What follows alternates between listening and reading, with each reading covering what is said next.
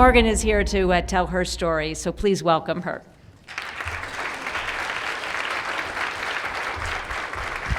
All right, I gotta adjust this. Usually I don't stand behind podiums because I'm just like a floating head. And I did not plan the YAS thing. I just wanted to clearly be Young Americans Against Socialism because everybody thinks of Young Americans and they have these stereotypes, and I just wanted it to be clear that people like me and Alyssa exist, and we're working really hard to combat the stereotypes of our generation. I want to thank you guys so much for having me. I was telling some of the ladies from Eagle Forum a story 2 nights ago. When I ran for assembly, I wasn't used to getting the attack blogs and the people on social media that were mean and the people that yelled at you, and I was really letting it affect me. And my parents knew I was upset, and I was getting all these insults, and they were really personal. And then one day an article came out, and it's a picture of me at the March for Life holding a pro-life sign, and the article called me the upstate New York Phyllis Schlafly. And I was like, And so in this article riddled of all these personal insults, as soon as I got to that point, I was like, Mom, you wouldn't believe what they just called me. Oh my gosh. And it just immediately changed what I thought about it, because I clearly, if that's what they're going to call me and if that's what they think I embody, then I'd be very proud to be that. So I'm really excited. 4 years now I'm here, and it's a real honor. So thank you. Like she said, I run Young Americans Against Socialism. We're a 501c3 nonprofit. Basically, AOC, the squad, they were elected in 2018 around the same time a Gallup poll came out that said officially a majority of people my age would choose socialism over capitalism. And I wasn't really into the socialist issue. I didn't really pay much attention to it, but I was kind of like Alyssa, where I saw it and went, what the heck? And so I figured, how can we do something about this? And I had a full-time job at the time. I worked in Boston in advertising.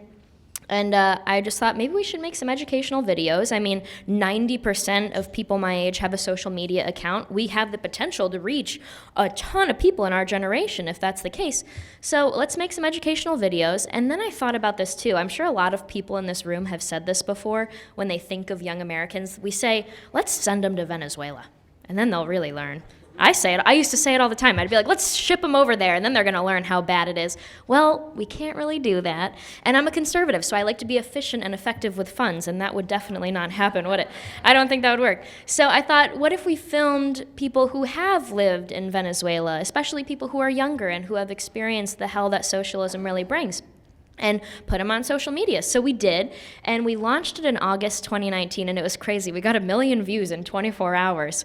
And so I gave 2 weeks at my job, and I moved out of my apartment, and I've been on the road ever since, and so I'm technically homeless. It's been great. But I really have enjoyed doing this, and we're working really hard now. It's a team of 5 or 6 people making these videos and traveling the country, speaking at these events, and recording the stories of people who have lived through Venezuela, Cuba, the USSR, all the great places. But I want to talk to you today about, oh yes. I want to talk to you today about kind of the tactics and get into the dirty details of what the socialist left is doing to convince my generation that socialism is the best option. And I want to start by telling a little story. Some of you have heard it already. When I went to college, I went to American University. And has anybody heard of American? It's got a stereotype. So I'm from upstate New York, and I hunt, I fish, I do a lot of redneck things. I have muck boots that I'm usually wearing 24/7. And little Miss upstate New York went to American University. And oh boy, it was different. It was 90% liberal, and it was the #1 most politically active campus in the country. And so I was like, what is going on?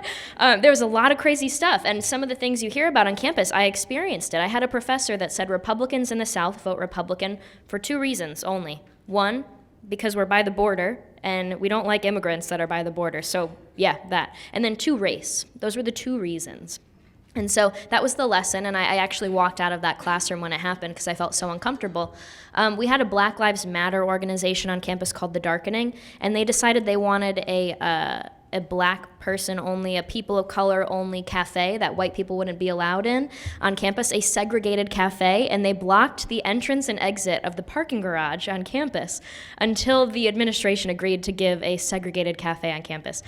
So crazy stuff. And then of course when President Trump won, they burned the flag on the quad, and it was, I'm just glad I wasn't there. I was at Congresswoman Elise Stefanik's election victory party that night, so I'm glad I was there instead of on campus with my lovely fellow classmates. But none of those things were kind of the craziest experience I had at American. I moved off campus into a house with some girls my last year. And I knew some of the girls, but I didn't know some of the others. And so I went around room to room and introduced myself.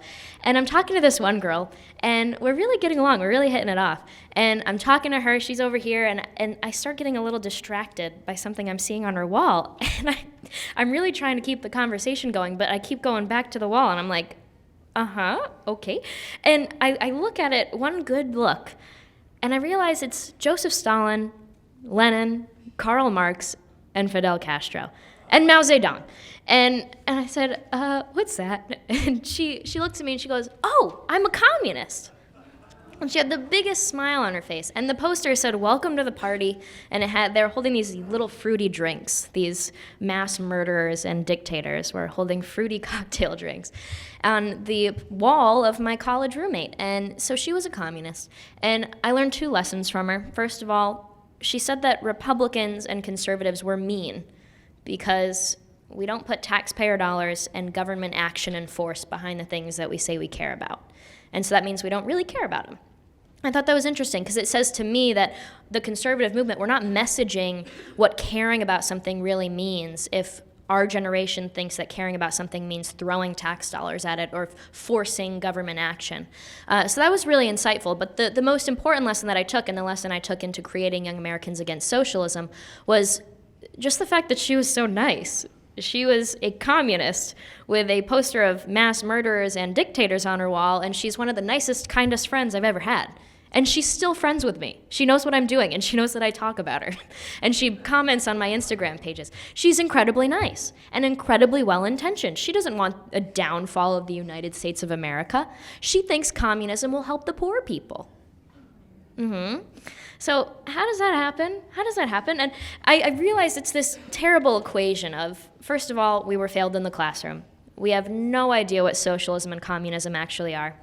And on top of that, we have really good intentions, and we're really caring, and we really want to help people. And so those 2 factors combined really tee us up, like in softball, to just be, out of the park, taken advantage of by the far left, the actual true, crazy, radical socialists and communists who have bad intentions for our country. And they know exactly what's going on because they know our generation is stupid when it comes to socialism.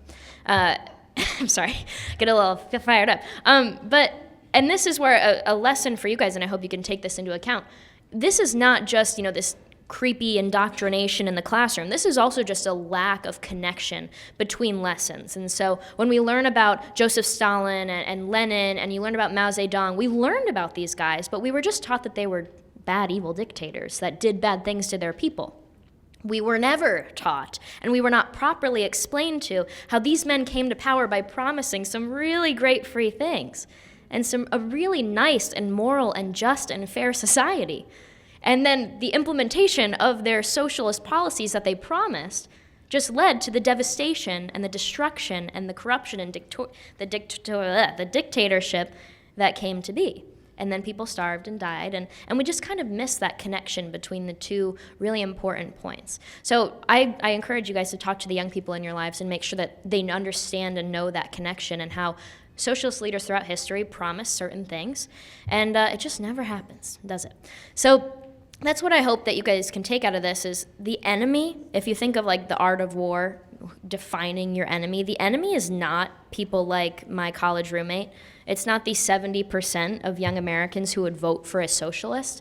The true enemy in this fight that we are in and who we need to pay attention to and put our resources behind are the people at the top who are taking advantage and lying to our generation. They are the enemy. And so we need to tackle them. But what are their tactics? We have to understand their tactics that they use because they're being very successful right now.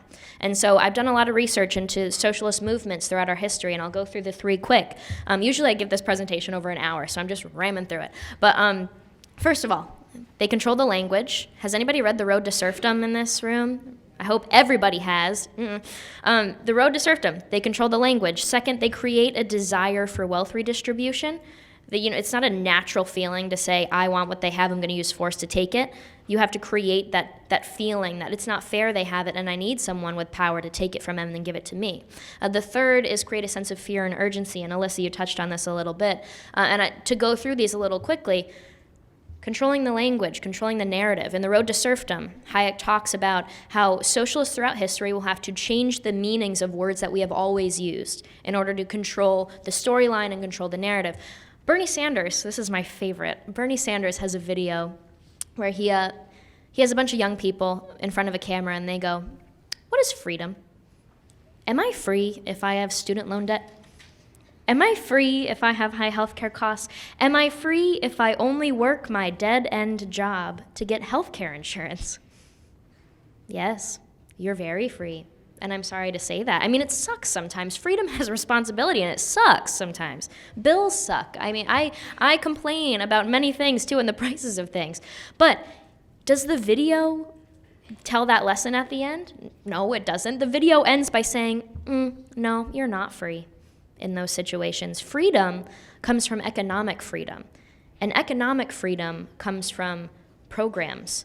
Freedom is Medicare for all. Freedom is the Green New Deal. Freedom is free college for all. Freedom is student loan forgiveness.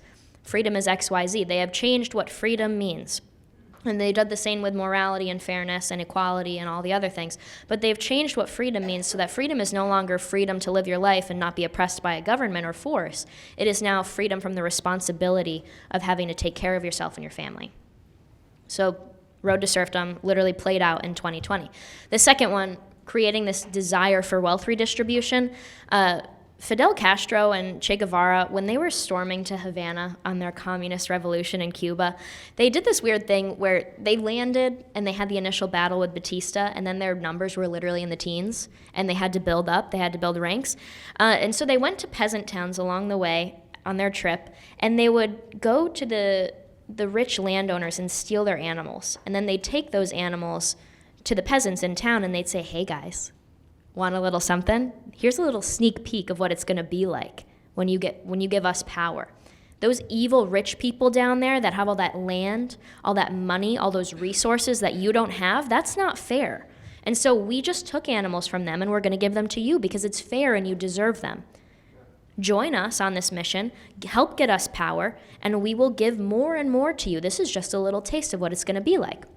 So, flash forward, we don't really barter with land animals anymore, do we? Instead, what I see in this connection is the idea that we have 45 million Americans, especially younger Americans, with student loan debt. I think of my brother, who's a Bernie supporter, and really is a Bernie supporter because of his student loan cancellation policy proposal. I think of the girls at my advertising job who we had that open office setting, like the really liberal thing where everybody sits like in a cafeteria. We had that, and I could hear their conversations, and they were not political people. They were all in their early 20s. They were not political at all, but they would favorably discuss Bernie Sanders because he was going to cancel their student loans. They were forced through a very flawed high school guidance counseling system and college system that just really forced them through and made them think that they had to get this 4-year liberal arts degree that costed them hundreds of thousands of dollars. And now these poor girls, every month, pay just as much as they do in rent as they do in their student loans, and they see no way out of it because it's not just for like the next 3 years, guys. This is for decades to come. They are paying thousands of dollars a month for decades to come, and they see no way out. So you have Bernie Sanders now who says, "You see those evil rich guys on Wall Street? You see those millionaires and those billionaires with all that money that you don't have? Give me power, and I will use that power to take what they have and give it to you and cancel your student loans because that's what's fair. It's immoral that they have that kind of money. Give me the power, and I will use force to take it from them." They have trained our generation to support the idea of wealth redistribution forced by the government using the student loan debt crisis. The third thing, creating a sense of fear and urgency. Has anybody heard of climate change? Yeah, you have Greta shaming us, saying people are dying, AOC saying the world is ending in 12 years. That makes me think of this, there was a famine in Russia in like 1891, and Lenin is on record. He really wanted to be known as like a working class man. and he wasn't. Does that sound familiar? Bernie Sanders, anybody? A millionaire who claims to be working class. So Lenin really, really wanted to be known as like a man of the people, and he just wasn't. He was from a very well-to-do, well-educated, and wealthy family. And he's really, literally documented saying, people were dying during this famine in my community. Records show 300,000 to 5 million people could have died in this. He said, people were dying in my community, and I did nothing, purposely, because I knew that the people had to be absolutely downtrodden. Things had to get bad in my community before I know that the people that I need to support me would be interested in supporting such a radical idea. Things had to get bad before somebody would be willing to embrace such a dangerous and radical change like socialism and communism. And so I did nothing to help. To me, that sense of fear and urgency is being played out in climate change. And I don't know how many of you guys know this, AOC's chief of staff admitted happily, he didn't like accidentally let it slip, he just said it in an interview, that the Green New Deal, it literally started as just an economic restructuring of the United States from capitalist to socialist. It just started as an economic plan, but then later on, they added the climate change sticker. They just kind of slapped a little title on it and made it about the climate. And now they have the gall to tell us the world is ending in 12 years, and the only thing to save it is by passing the Green New Deal. Are you kidding me? Are you kidding me? That's very dangerous. And they are gladly explaining that that was their intention. And so it makes me very, very worried. And when we talk about these things, I mean, there's a UN study that says the total economic and an ecosystem's impact of climate change by the year 2070 is going to equate to about a 0.2 to 0.02 loss of income worldwide. By 2070, the world is not ending. And on top of that, when you see people like AOC and Greta saying that people are dying, just think of the number of people who have died from natural disasters and extreme weather has decreased over the last 100 years by over 90%. Yes, people are still dying, and that's very sad, and there's not much we can do about those kind of extreme weather situations, but it is terrible for them to fearmonger and convince our generation that we need socialism because capitalism is killing our planet. And so my ask for you, and I'll finish up soon, my ask for you is that I think we need to start talking about the issues that my generation cares about the most. We care about finding affordable healthcare solutions. I think conservatives, we also want to find quality healthcare solutions. My generation is like, screw quality, let's just get affordable Medicare for all. We need to remind them how important it is to have all three, access, affordable, and quality healthcare. But when it comes to climate change, we need to show them that as conservatives, we love our planet, and we want to be good to our planet, and we want to find solutions that are better for our planet. I think it's a capitalist mentality to say, I want to find the most efficient ways to use energy. I want to find the best ways to move forward and be as productive as possible and be as good to our planet as possible. I think when conservatives over the last 10 years failed to provide solutions or even talk about these issues, we left this hole that the far left filled in with their radical utopian promises. And they may be unrealistic, but at least they are something. To our generation, it just matters that somebody cares about it. And if we provide realistic solutions and if we show them that we care about these topics, I think we can really step it up. So I hope everybody takes that to heart. I hope we can talk to the young people in our lives and explain to them how capitalism is a great way to find solutions for the environment, how there's great ways for us to fix the student loan crisis that don't include socialist policies, and how there's great ways for us to find solutions for more affordable and quality health care, because those are the three issues that our generation cares about the most. And if we provide realistic solutions and if we show them the emotional stories of what it's like to live through socialism, I think those are the two pillars where we can move forward successfully and end the scourge of socialism that my generation seems to love. So thank you so much for having me. And if anybody wants to see our videos, it's fightsocialism.org if you want to see our educational videos and show them to the young people in your lives. Thank you.